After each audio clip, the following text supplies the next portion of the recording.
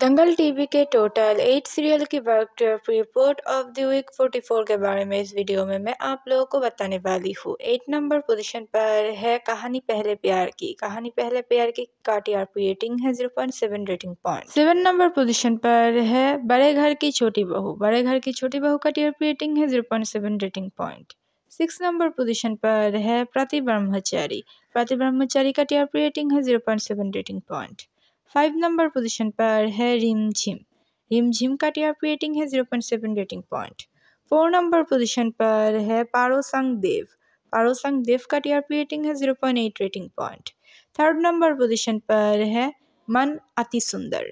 मन अति सुंदर का टीआरपी रेटिंग है 1.0 rating point. 2nd number position पर है झल्ली। झल्ली का टीआरपी रेटिंग है 1.1 रेटिंग पॉइंट। और 1st नंबर पोजीशन पर है मन सुंदर। मन सुंदर का टीआरपी रेटिंग है 1.2 रेटिंग पॉइंट। दंगल टीवी के ऑल सीरियल में से कौन सी सीरियल है आपकी फेवरेट, हमें कमेंट पर बताइए।